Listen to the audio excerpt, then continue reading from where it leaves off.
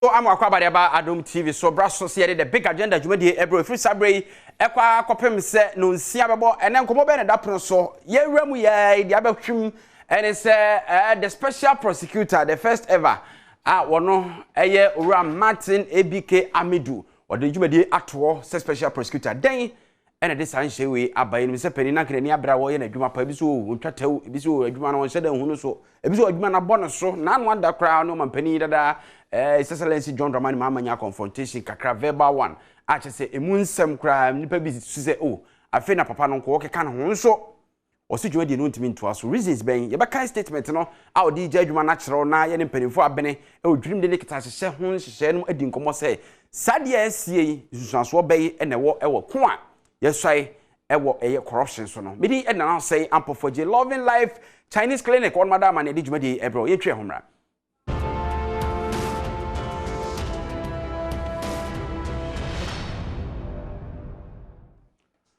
Enti Gomai Ghana de bia yete asemfo fra si ade akini anse asemfo fra ye chi big agenda so nie na the biggest issue across the country are hit within the last 20 minutes and it said Yera Martin ABK Amidu Esquire are resigning as the special prosecutor of Ghana. Na wo hwe krata wo de resigning ye na samo a wo de ato edwa we ye press release wa ye e ema the public to announce his resignation or say resignation of appointment as special prosecutor with immediate effect Martin ABK Amidu Esquire. Or say this is to inform the public that I resigned from my position as the special prosecutor of the office. This is to inform the public that I resigned from my position as the special prosecutor of the office of the special prosecutor with immediate effect upon the submission of my letter of resignation with reference number OSP/2/AM/14 dated 16th November 2020, which was received at the office of the president at 15 hours, 15 minutes hours GMT. Let's say 3:15 at 7 working. I should not ordinarily be announcing my resignation to the public myself, but the traumatic experience I went through from the 20th October to the 2nd November when I conveyed in a 13-page letter the conclusions of the observations on the analysis of the risk of corruption and anti-corruption assessment of the report on Ejapa Royalties Limited transactions and other matters related thereto, the President, as chairman of the National Security Council, cautions against not bringing my resignation as the special prosecutor with immediate effect to the notice of the Ghanaian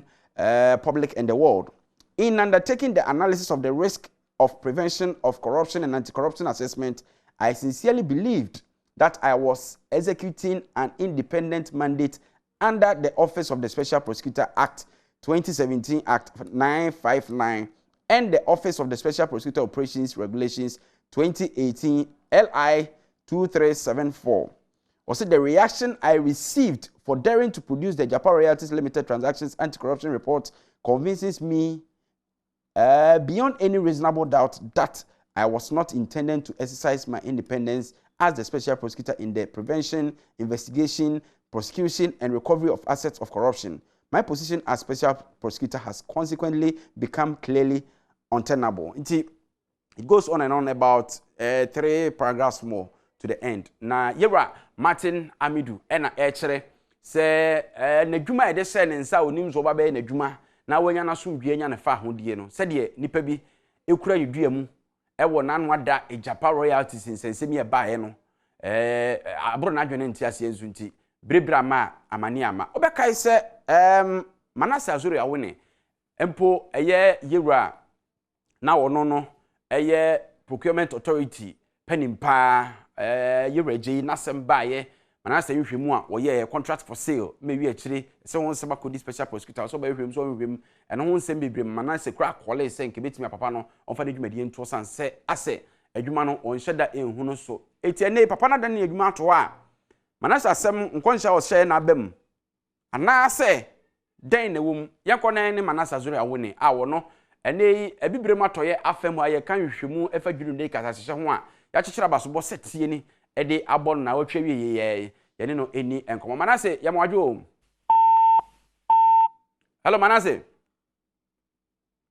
Manase otimenka All right, Manase entiminka yebo modin se yensa ebeka Manase na we minim de anti corruption agencies no ebeka ede afa sa assemble ho ese clearly no yera mate na medu tremu a interference kakra bi aba na dwuma ho nipa bi krokra ne mu a na dwuma no yenya ne se onye ne se de ese fata ensa ben ene kura ne mu eze backlash e free the majority side and ase government side ewo eye Japan royalties ho eye corruption risk assessment no ho ana se ehemfa ena sa eja no e free banti ene wode ne dwumadi ato e bomodin na yabo ewra ensem na me try se statement a o release ye eye enra ede efa ye dream de nekata hye ho nsensem ama na se ebo no sobo na opeso try se obechirechire mu Mamin try say meet me akan sa statement na ha or say the office of the special prosecutor Yantrabi Road Laboni PO Box M60 Accra na an update on the referral of allegation of corruption against the chief executive officer of the Public Procurement Authority by the presidency to the office of the special prosecutor. It was the secretary to the president in a letter with reference number OSP 127 VOL 3/19/114 dated 22nd August 2019 referred allegations of corruption against the chief executive officer of the Public Procurement Authority to the office for investigations. Now, at the time of this referral from the presidency, the special prosecutor had already independently gathered intelligence on the matter of procurement malpractices by Mr. Ajenim Boating Ejeyi, the CEO of the Public Procurement Authority, and had also been provided with facts and materials from other sources, particularly from the Audit Service and Registrar of Companies. I accordingly informed the Secretary of the President and our Secretary to the President in this office letter with reference number OSP/SCR/2C/5/19 dated 22nd August and stated inter earlier that consequently when I read on Ghana Web on the night of 21st August 2019 a news report of Manasseh Azure Awuni investigative work, I called him up to congratulate him and to inform him that it was a matter the Auditor General and I have been handling collaboratively for some time now. He told me he had also hinted the Auditor General about his investigations. At the time of the referral by the office of the president to this office had also independently invited Mr. Ejenim Boating Ejeyi to report to this office on 29th August 2019 to assist the ongoing investigations. We and someone Manasseh and someone okaye edefa office of the special prosecutor ho efa se ase won hye den hu ne dwuma wo ye dia fa papa yi strategy fo anya akere se sika bi a edan account mkro mu hye den hu ba bi efiri nanso up till now yentimi establish investigations bi antu na asem ni and try see be prosecute no it reply a yewura Martin Amidu ede ema yenua Manasseh Azure Awuni ni sisi a ye kasa yi I'm for refer to Asemwa, the General Secretary of the NDC, Yera Johnson and Sidu Katiaka, and say, Yera Martin Amidu. Your body did not say a human owned me yet. Or a prophet, and an come say Abem, and I said, want them to say, the Kaiser Bray body dino, Nippa be brave from the side of the NDC can say, Papa, we, and the Subine and Yebi, and answered the entry into my penny da. John Evans Tamils ain't meaning no anye edwuma. Is it about the suban? Is it about papa and integrity? And I say the principle say me de me mpesi me de no kra na me pe. Me ka say na no ada o mampani dada Jerry John Rollins efi mu kra no. And some ahodo bi a eye ne words and I say the voices ana manfo bo say ye de e kai no ba ko bi no ka say ye ana manfo kan sem bi efa ono. Ene ne yire ene Yera Martin Amidu ho. Asansem ni nyina ba ko kra ni hono a eye no kra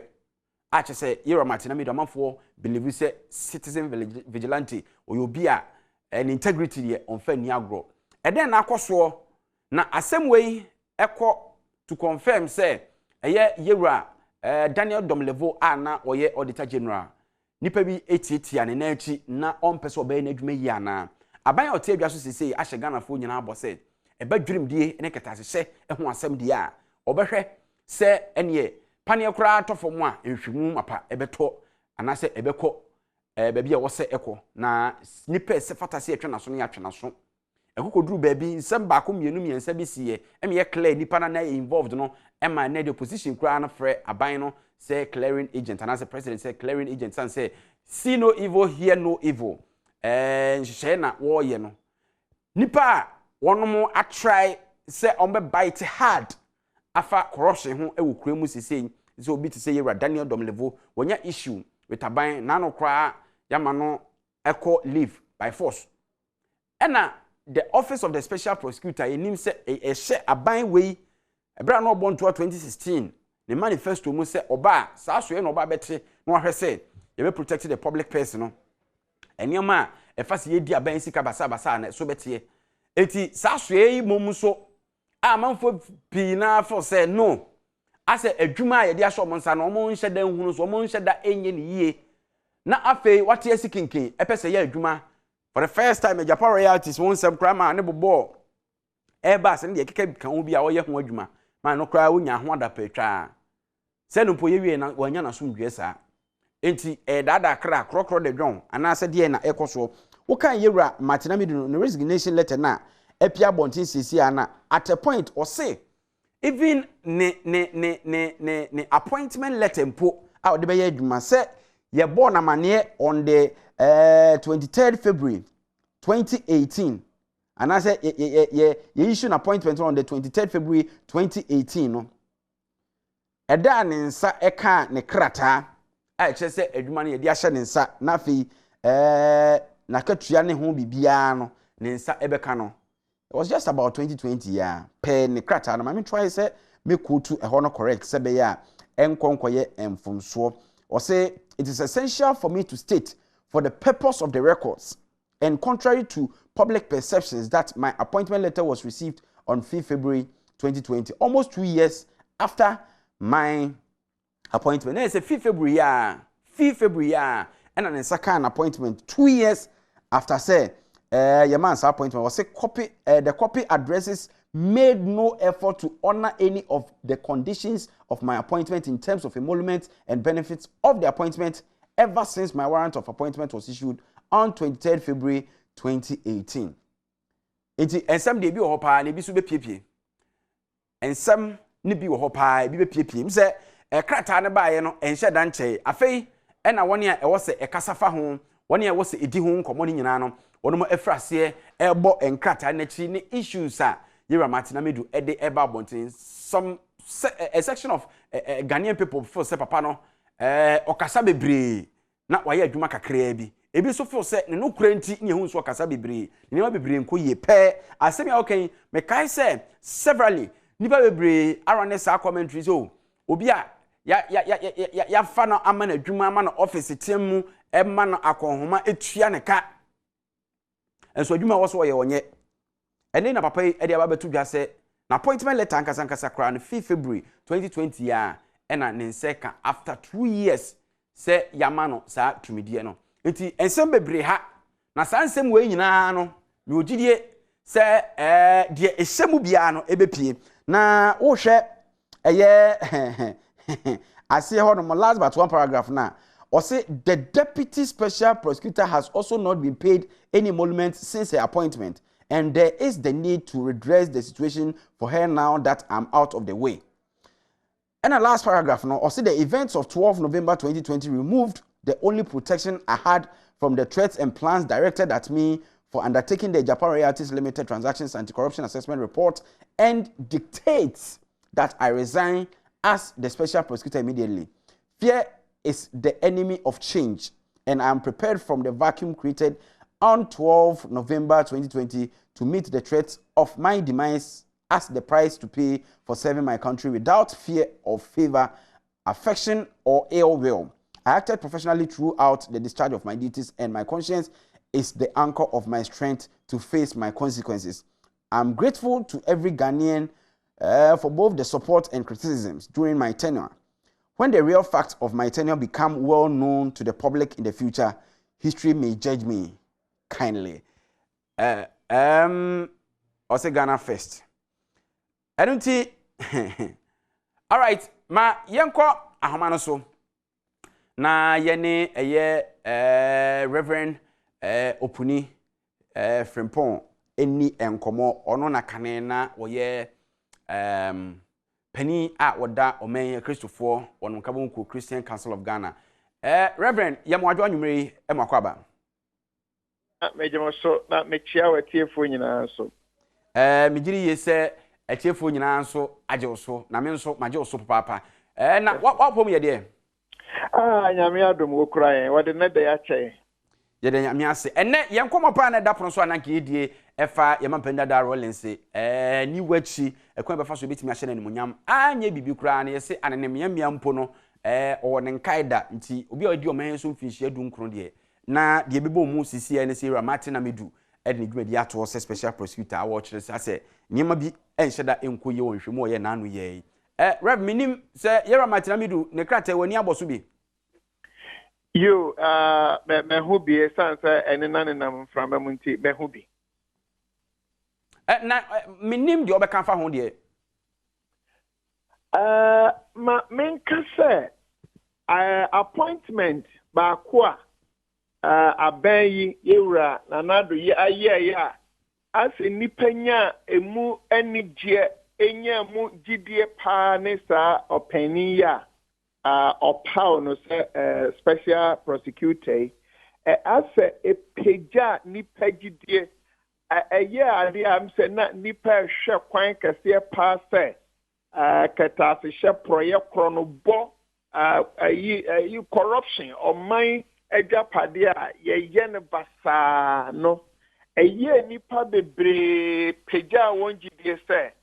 sa appointment no asa sa asam ne yenya ne epoma sibre enti se empofrimwa na bi a kire yakọ anim se nsɛmfoforo be ba bɛka ho de a akɔba sɛ ɔpanin no so de adwuma no to hɔ no kwan bi so se ɔno ano ɔde ne ho de nti bia aboa no ompia na ɛyɛ ɔwu sɛ aboa na pia wi akete a na kyerɛ sɛ bia bibi ntia nti bia ɔno no onim ne yakɔso na emu ebu abam kakra. All right. Rev, ubegina so kakra bia ma me na me ne Manase Azuri awone atoa so ho no na Manase, good evening. Good evening, Nana. Wapom ye de? Nyame Adom me. Na meka se oyonko brebo na dwumadie awantimi anto ase wo se watwa so. Hello. Manase. Pacho, question no.